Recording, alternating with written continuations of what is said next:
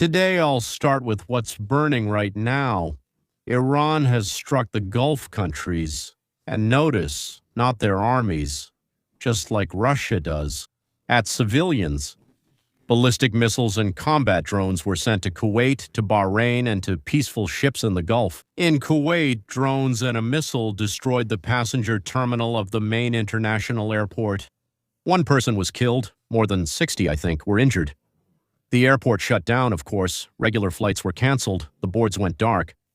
Bahrain issued a protest saying that civilian targets were hit. The Revolutionary Guard immediately broadcast to the whole world that they had struck at the very heart of the U.S. Fifth Fleet in Bahrain, the American base in the region. The Americans say, come on guys, please, if you want all the footage, even satellite images, nothing was hit at all. But, ladies and gentlemen, loud lies have always been just as much a weapon for Iran as drones. That's it. And we must always remember this. America responded that same night with a strike on the Iranian command station on Qeshm Island, right at the throat of the Hormuz. And Iran, in response, announced that it was about to strike American bases and American ships. It's a back and forth, strike for strike, blow for blow, story for story, response for response. Now, 1 second before we go any further, there's something I want to, so to speak, promise. By the end of this conversation, I'll tell you what happened in Lebanon in the early 80s. That was when my artillery regiment went in there during the Lebanon operation. I want you to understand, to know, not just theoretically, but, well, I don't know, maybe it's still theory for you, but for me, I saw it with my own eyes, but I still want it to reach you, yes. So yes, look, this is much more important than it seems right now, so why did Iran do this? Let's think about it. From a military point of view, well, there's not much use. The Fifth Fleet wasn't sunk. The course of the war, well, it wasn't changed by hitting a civilian terminal. So it's not about the military result, right? It's a message. What kind of message? It's Iran telling the world, look, I can lock down the Gulf, I can set your oil on fire, I can shut down your airports, I can reach your fleet. You can't really get through, right? So back off because it'll cost you more. It's not really a strike, it's blackmail. That's it. It's just a needle prick. Painful, that's all. See, I pricked you. The goal isn't destruction, just a scare. Make the cost of pressure so high that the world just gives up. Like, fine, let's just calm things down, let's give them what they want. Well, that's called appeasement. What Europe did, what the rest of Europe did, and Germany too, somewhere in the 40s. Yeah, I mean the late 30s, early 40s. So what happened now? What answer did Iran get? Well, that same night. Yeah, America struck Qeshm. The response was short, boom. If you hit, you'll get hit back. And that's worth noting because usually it was the other way around. And Iran got used to that. Usually the world, would get scared and try to appease them. And just so you understand why giving in to Tehran is, well, it's not 99 out of 100, it's always a trap. I need to show you one more thing, and at the same time, name the only thing Iran is afraid of. Really afraid to lose more than anything else in the world. Well, once you see this, you'll understand the whole war entirely. And keep in mind, by the end, I'll also tell you how much time is actually needed and how to put an end to it. Is it worth it? And can Trump really pretend to be angry at Bibi? The answer to the last one surprised even me. So it's about this one thing, right? Behind all the noise today, Tehran has something it guards like the apple of its eye, meaning a sledgehammer it's desperately afraid to drop, lose, or break, having Hezbollah. This isn't Hamas, this isn't the Houthis, don't confuse these leagues. Hamas is an ally to Iran. The Houthis are a thorn in someone else's, so to speak, shipping. Useful, yes, but expendable. Hezbollah is different.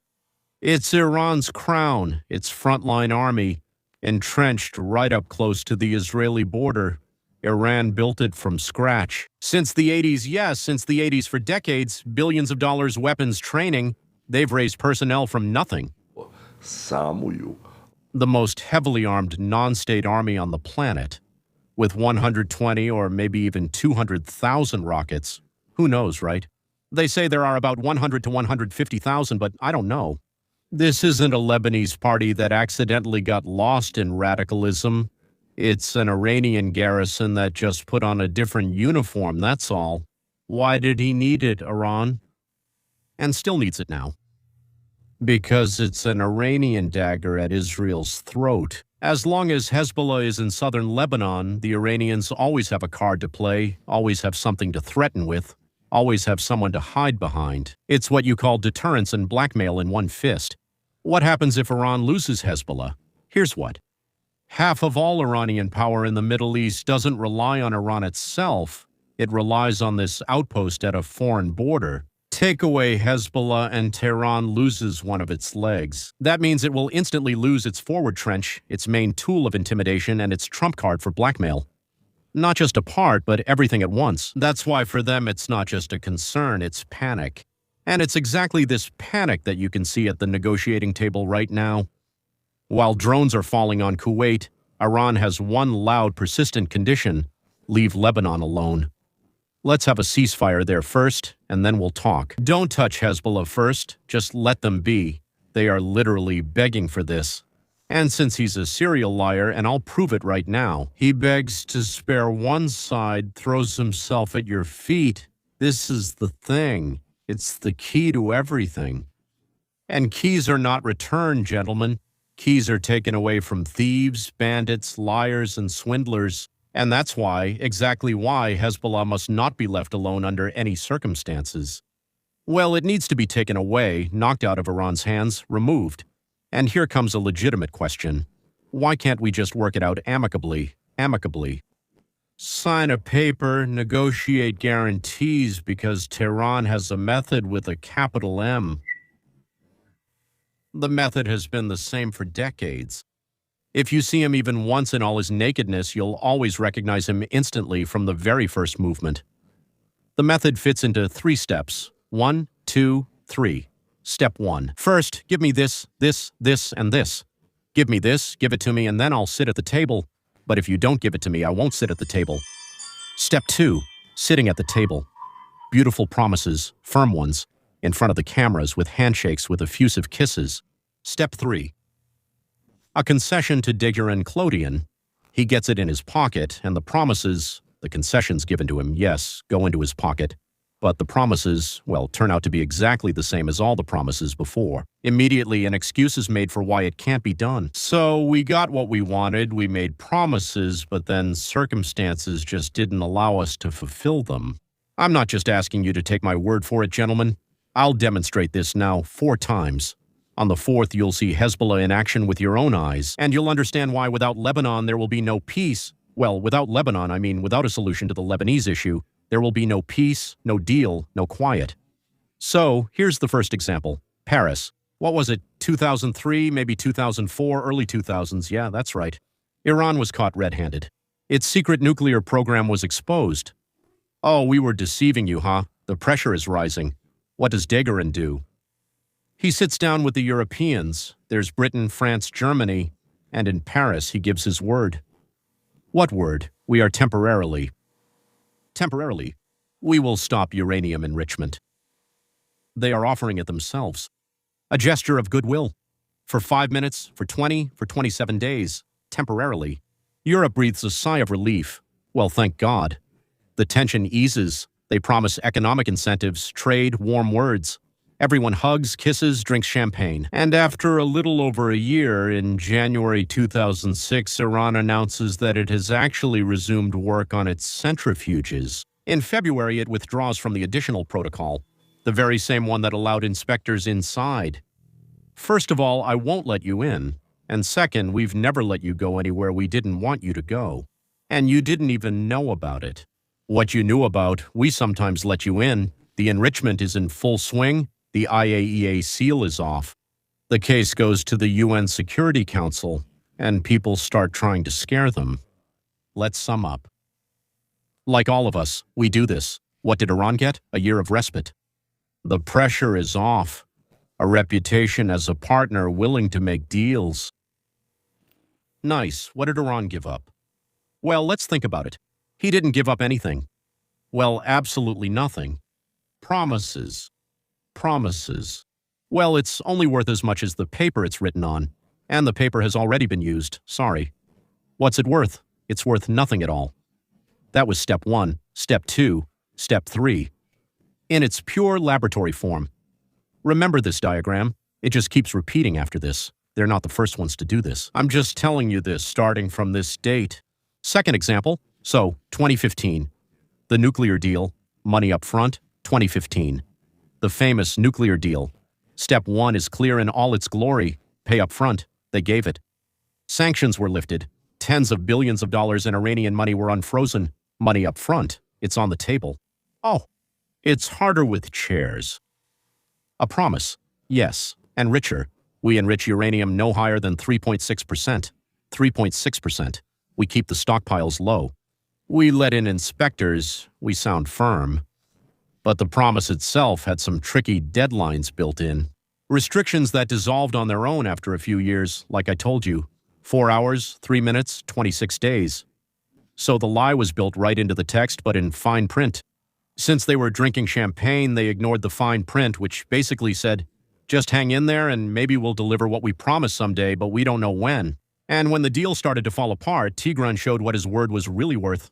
And enrichment is good, upwards. Where to? To 60%. Not 3.6, 60. That's already, well, just half a step away from weapons-grade uranium. And the inspectors? The inspectors started getting shown the door, their cameras were turned off, notes from the sites went missing. Oh, we don't know where they went, got lost along the way. Went into a cafe for a drink, gone, another bill. Tigran got the money in advance, and right away it was real. He could spend it. He kept his promise only as long as it was beneficial to him. Not a minute longer. You recognize the handwriting, it's the same hand that wrote in Paris. Third example, hostages. Here, the third example. Well, the coldest one, as they say, hostages. Yes, and there's no diplomacy here. This is a pure, well-tuned business model. The scheme is sickeningly simple. Iran grabs foreigners just like any other terrorist organization. Often it's their own former citizens with dual passports. They don't care about these citizens, but what if America does, right?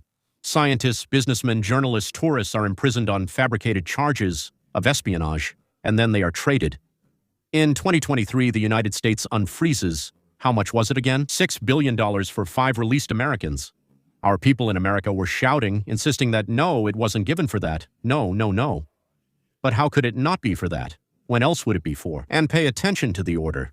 First, access to the money is granted, and only after that do people leave their cells. Money is the condition. Step 1. And now the most devilish thing about this model is that it reproduces itself. You see, they released 5, freed up 5 spots.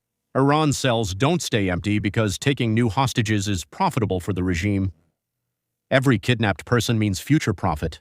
Maybe not $1.25 million each, but still it's future leverage and a potential concession. By paying the ransom, you're not solving the problem, you're just placing an order for the next hostage. You're funding an enterprise that survives solely by kidnapping people over and over again.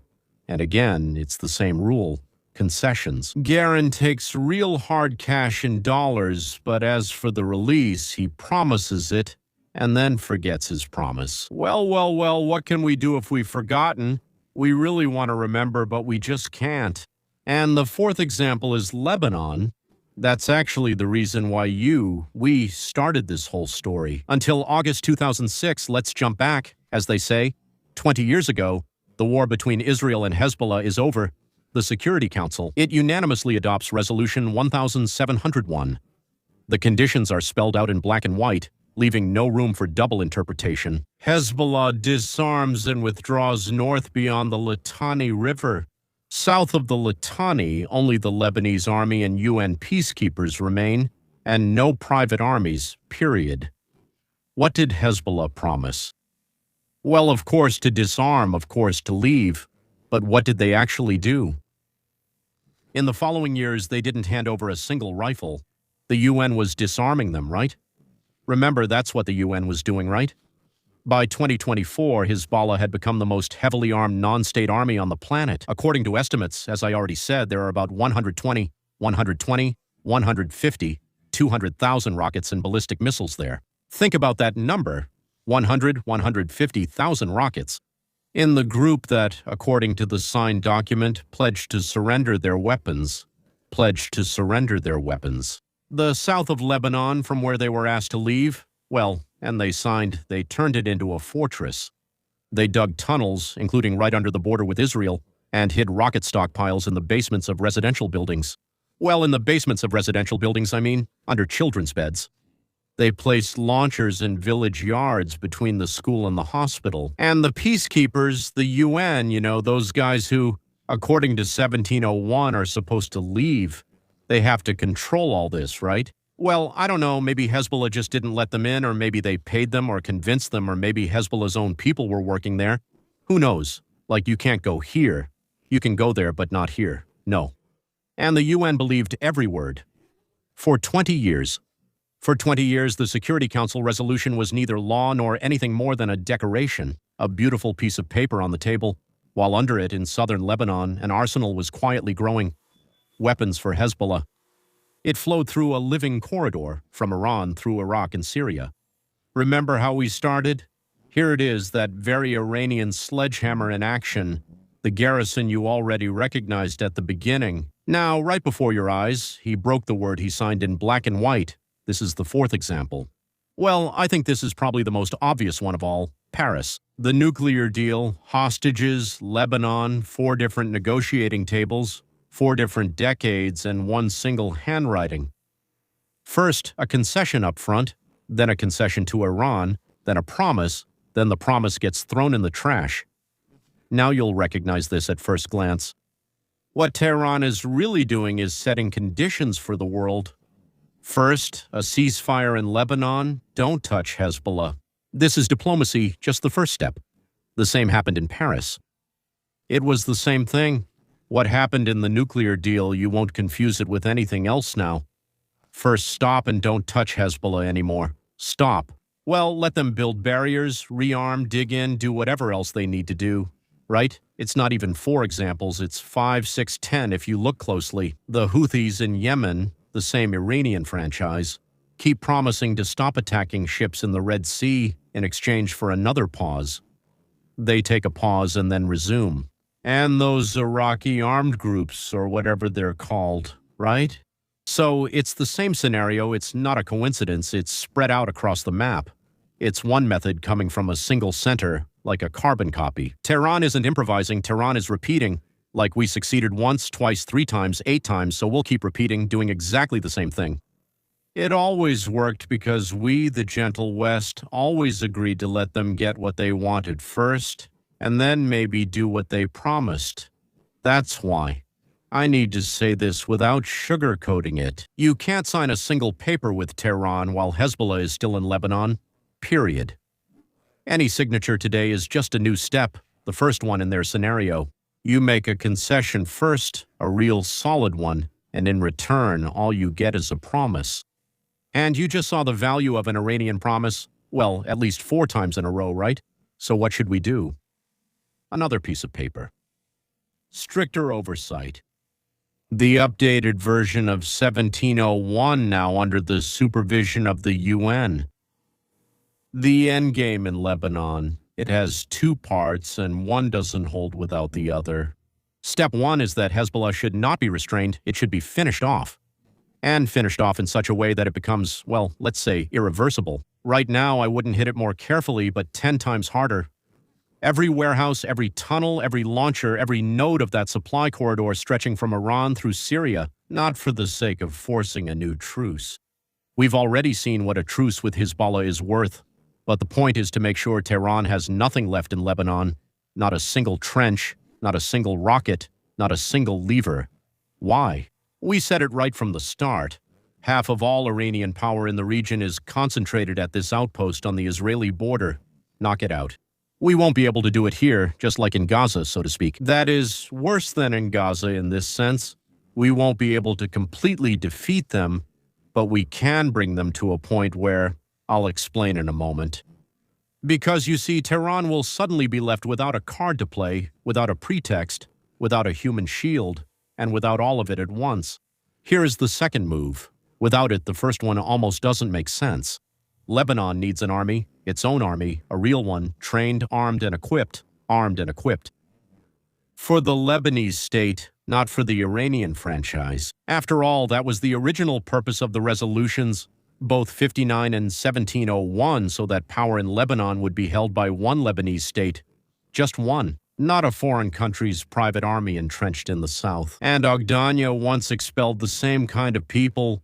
Yes, the PLO, yes, it was Black Sunday as they called it. Yes, they expelled them because they tried to do the same thing. But in Ordanya, they failed. In Lebanon, they succeeded. For 20 years, they talked and did nothing. That's what needs to be finished. Train the Lebanese army, arm it. Let the Lebanese control their own south, so that weapons in the country are in the hands of those who are accountable to the Lebanese people, not to the Ayatollah 1,000 kilometers away. Liberating the Lebanese from the Lebanese Hezbollah is not a war against the Lebanese. It's returning Lebanon to the Lebanese. Returning Lebanon to the Lebanese, to take it out of their hands. Before it was Syria, now it's Iran. And notice how these movements work together. As long as Hezbollah is the only real force in the country, a young Lebanese from the south has no choice. If you want a salary, protection, and status, you join Hezbollah. The group feeds off the void left by the absence of the state. Put a real national army in that place and the void disappears.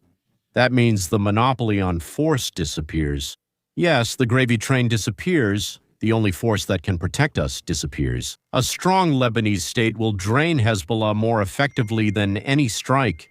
It will take away not only its weapons, but also its very reason for existence. That's why bombing alone isn't enough, especially since it's practically impossible to bomb everything, to completely destroy it.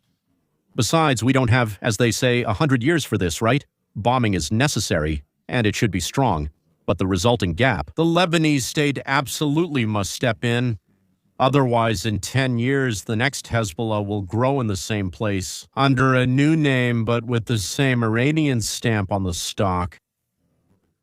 And then it means we clearly begin to see that for decades we've been confusing two completely different words. A truce with Hezbollah is not peace. It's a pause during which they rearm. We've seen it with our own eyes. After the 26th, while the whole world kept repeating, peace, peace. And during that time, the warehouses in the south were being restocked, from 13,000 rockets to 150,000. Or maybe even more. That silence wasn't peace, that silence was resupply, deadly cargo coming in. This was happening in Lebanon around the clock, in 3 shifts. Real peace is not the signature of a serial liar on yet another document. Tehran's signature was already in Paris, in Vienna, on the nuclear deal, and on the resolution about Lebanon. Well, the price is known, yes, so to speak, it's less than zero. Real peace is something else. It's when the liar is deprived of the opportunity to do harm. When the liar is deprived of the ability to bite. When Lebanon belongs to the Lebanese. When there is no longer an Iranian trench at the Israeli border. That is peace. And everything else is just an intermission between two acts. And now allow me to step away from the reports and speak as someone who, as they say, was actually there. Yes, because everything from here on isn't something I've read somewhere. It's mine. I promised you a story at the beginning. The one that made all of us feel a chill inside back in '82. Why did we even go to Lebanon? Because there was no other way. Our border towns, kibbutzim, and villages were being hit by shells and rockets almost every day. Every single day. Well, it's impossible to live under those conditions, so we went in to clear that land of the terrorist groups that were right next to us. And behind those groups were the same Syrian and Iranian hands. The Syrian army was controlling Lebanon at that time, and that year Iran sent its revolutionary guards, the very same hands that would soon create Hezbollah, same handwriting, same masters, just 40 years ago. And here's what, as they say, my guys, my fellow soldiers all saw. In the window of a house, there are 2 children, or a child and a woman, standing there frozen in terror, but they're standing there, not running away, and between them a bazooka is pushed out and fired at us. Or they fired automatic weapons from behind their backs, using the children as a shield. They opened fire on us from a school packed with children, and we couldn't return fire. That's exactly what they were counting on. My guys found toys stuffed with explosives. Do you understand? Toys. There was a double calculation. Either one of our soldiers would pick it up and get blown up, or a Lebanese child would pick it up and die. And then they could shout to the whole world, look what the Israelis have done, and there's something I'll never forget. Western television came, including American. They set up the camera and quickly forced the locals to leave. The Syrians and Iranians did this. Some of them would lie down on the ground, so to speak. They would move something, pile one on top of another, pour red paint like blood, crying children, screaming, wailing. And the Western journalists calmly waited, calmly until the scene was finished, looked around, and then they filmed. And over this stage scene, a narrator from Europe, from America, and Canada, he spoke about the atrocities of the Israelis, about the Zionists, about those very Jews who supposedly once drank Christian blood and now have come to drink the blood of Muslim infants. And then this was picked up by the radio and television of Muslim countries. And there they said directly, the Jews have come from Muslim blood. They will seize the area, slaughter everyone, lock up the children, and drain their blood to mix into that very matzo, without which Jews supposedly cannot celebrate their holidays. My God, they really did broadcast and write all of this. The ancient blood libel. Here we are, dressed up, hearing the same things used to poison us in Europe 50 years ago. 500 years too, I think, and now it has reached the Arab street. All of this is for one purpose, to make people hate us. First the locals, then the whole world, and it worked. It worked because the world press played along with this game willingly, and most governments preferred to be friends with over 1 billion Muslims, with their oil, with their money, which is so convenient for buying sympathy in Europe and America, and not with the 4 or 5 million Jews, Zionists, who at that time had neither oil nor gas nor money. The choice, unfortunately, came down to arithmetic. I'm telling you all this not for the sake of the past.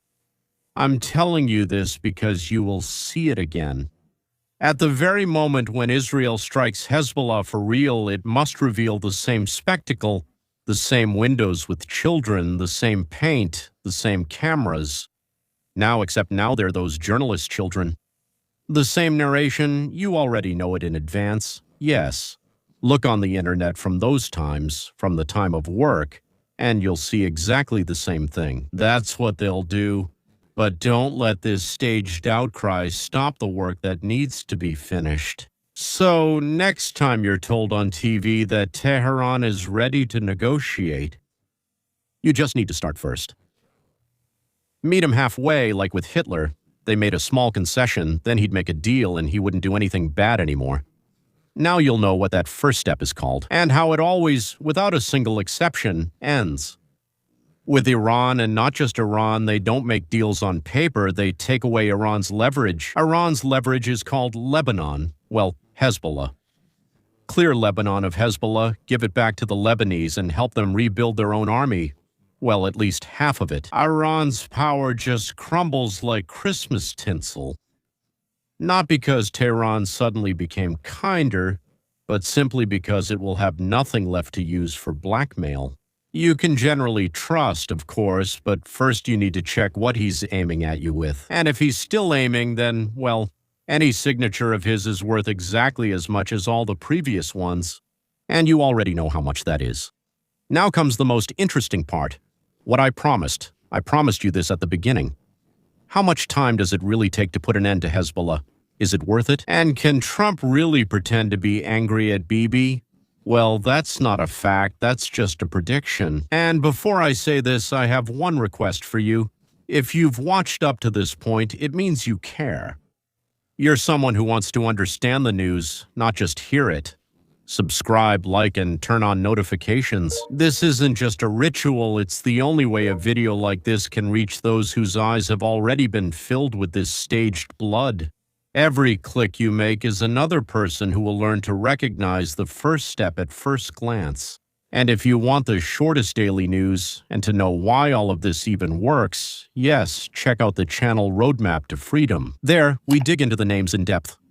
All right, well, okay. And now the promised forecast. What follows won't be facts, it's my assessment. I'm deliberately drawing a line here because this is a skill, and it's the reason we're gathering here at all. First, the facts, then what we can, well, understand and deduce from them. You've heard the facts. Now let's sit down and calmly, intelligently, yes, intelligently sounds better than humanly, let's go through 5 questions that you're probably asking yourself right now, even if you haven't fully formed them in your mind. First, well, okay. So how much time will it take to finish off Hezbollah? Let's be honest. Hezbollah isn't as intimidating as it was a few years ago. In 2024, Israel took out its leadership, killed Nasrallah, killed the one who was being prepared to replace him. What's his name? Safieddin, I think. Yes, almost the entire top leadership was eliminated. And by the fall of 2025, according to estimates, about 70 or even 80% of its arsenal has been destroyed. This is not a group at its peak. This is a group that is trying to recover from a blow. Well, and here, as they say, I won't let myself be fooled, and I don't advise you to be either. It's not dead. It has split into small cells that, for the sake of secrecy, don't even communicate with each other. They hide their warehouses north of the Litany now, and most importantly, it's arming itself again. Some things are being delivered, some are already being made right on the spot. So when you're asked how much is needed, don't settle for a simple answer. It will only be half the truth. To destroy by military means what it has managed to restore, warehouses, makeshift factories, cells, corridors in Syria, months of continuous pressure are needed. Well, while Hezbollah is weak and the window is open, but to finish it off completely, fatally, bombs alone won't be enough. It won't work. Think about it. Fatal doesn't mean when the last rocket falls. Fatal means when the Lebanese state takes its place, so firmly that there's no place left for cells to grow. And that's not a matter of weeks, it's years of patient work to rebuild the Lebanese army. If someone promises you to finish it in 2 weeks with a single airstrike, they either don't understand what they're talking about, or they're selling you some kind of fairy tale. Strikes only open a window. In this case, only the Lebanese state can close it. The second question is, how exactly are they going to start bombing, and how will this directly and significantly affect the negotiations? Remember the Tehran method. First, let him dictate the terms right now. So, Lebanon, Hezbollah, that's his only major card on the table. Take that card out of his hands and Iran will be left with neither a pretext nor leverage nor a human shield. After all, any negotiations are just a reflection of the power standing behind each person at the table. Remove the Iranian trench from the Israeli border, and the Iranian negotiator will immediately become more compliant. He'll only have the Strait of Hormuz left, simply because he won't have anything else to threaten from that side. I'll name the risk just as directly without sugarcoating it. In the short term, Tehran might lash out, strike at the Gulf, at oil, at the Strait, just like it's doing this week with Kuwait and Bahrain. But that's already fire, the agony of a lever, not its strength. And there's only one conclusion from this. The sooner the Lebanese issue is resolved, the shorter this dangerous period will be. Delaying means playing into Tehran's hands, rushing means playing against it.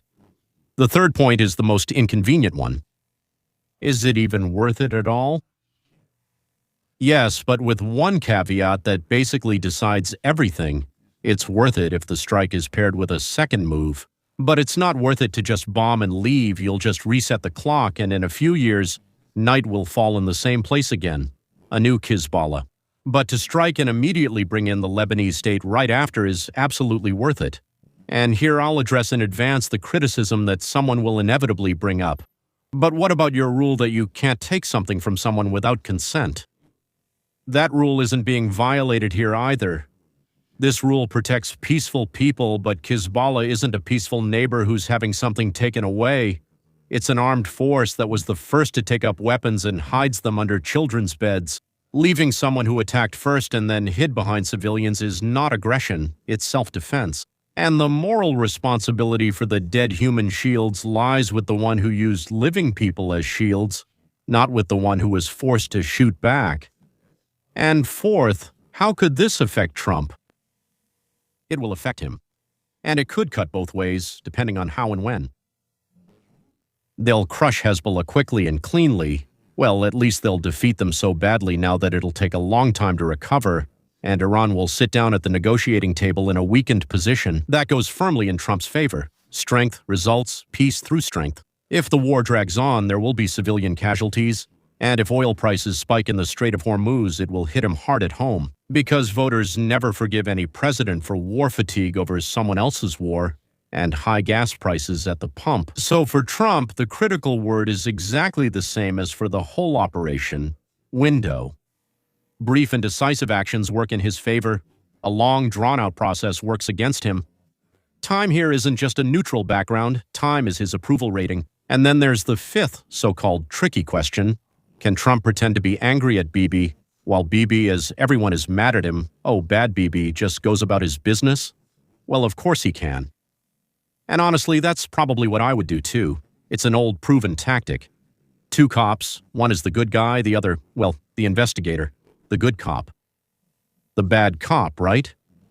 Publicly, Trump distances himself, frowns, says, "I'm not happy with Netanyahu," and the courtiers whisper and say he cursed at him. That's it. And by doing this, he gives cover to the Arab mediators, keeps the channel with Tehran open, and reassures his own public at home. And behind the scenes, coordination quietly goes on as usual. This isn't hypocrisy in a bad sense, it's just a division of roles. One uses a fist, the other lifts it up. He keeps the door slightly open for a deal so it doesn't close, but there's a subtlety. Without it, the approach falls apart. It only works as long as it's not too obvious. If the anger at Bibi looks like an obvious performance for the camera, it instantly loses its power for both friends and enemies. That is, you might suspect that's the case, but you shouldn't actually see it. You should feel, maybe it's really true. That's why if you have to show dissatisfaction, you should do it sparingly and rarely. Overdo it? The tool? The tool turns into a joke that people laugh at on both sides of the border. Hit? Yes. Hard and now, while the window is open. But remember firmly, a strike without the state is not a victory, it's a postponed war. And the main ally here, both for Israel and for Trump, is not tons of TNT. The main ally is the Lebanese army, which for now de facto does not exist. That is, it exists, yes, it exists de jure, so to speak, but de facto it does not. Train it? Rebuild it. So that it stops being, as they say, a joke, yes, a joke, and then everything else will become possible. Maybe right now we need to hit hard, strike for 2 weeks, I don't know, a week at Hezbollah, so that they can't recover during that time. The strike will immediately hit Iran, then we stop. No further strikes. We hit it so hard that there was almost nothing left. Well, not just hooves, of course, but things got really bad there, yeah. That's it. Trump pressured Israel. Israel said, we would like to, but we won't, because Trump is pushing us, and we do something else there and we leave. And they went beyond the Litani, for example. Not completely, so to speak, but beyond the Litani. Well, and to hold that fortress they had just captured. He says, now guys, everything's fine, make your arrangements, we won't do anything else anymore. So, and urgently, I hope the Israelis are already doing this, training and arming the Lebanese army. And I want to finish not with a threat, and not with fear. I want to finish with the reason why it's worth telling all this in the first place. Remember my Lebanon of '82? I mean, yes, windows with children, paint instead of blood. There, an announcer with a prepared text about the blood of infants. I didn't just come away from there with pain, so to speak, but I also learned a lesson, and Israel learned it along with me. The lesson is simple and bitter. Love peace. We won't get them. No matter how much you prove you're right, no matter how much you show your wounds, as long as the world doesn't need you, you'll be judged by someone else's script. The world very calmly does the math. On one side, there's over 1 billion people, oil, money. On the other, just a handful who, well, at that time, had nothing. And the choice isn't made with the heart, it's made arithmetically. And that's what, thank God, either Israel understood or it just happened. Or maybe it just dawned on Israel, right? Israel realized it's pointless to seek love from someone else. You have to become needed, irreplaceable, someone the world simply can't do without anymore, physically can't do without. And look what happened. Netanyahu's rise to power was for Israel what Trump's was for America, and Saakashvili's was for Georgia, a turning point. An agrarian provincial country, well, a provincial country that I arrived in back in 1973, 1974, up to 1980. A country that just half a century ago it was fashionable to pity. It transformed itself into a powerful technological giant, to the place where now all the corporations, engineers, even entire countries are eager to go, because today the situation is different. If you're not in Israel, you're not offending Israel, but you're losing the competition. You miss out on what can only be found there. That's the true turning point for Lebanon and others. A bomb blows the windows open, the government closes them. Yes, But in reality, it's not just the army that protects the country. It's the fact that the world needs it now. Even more than it needs the world. That is the highest form of security. Not begging for applause, but becoming someone the applauding crowd can't live without. Israel isn't at that point yet, but it's getting very close.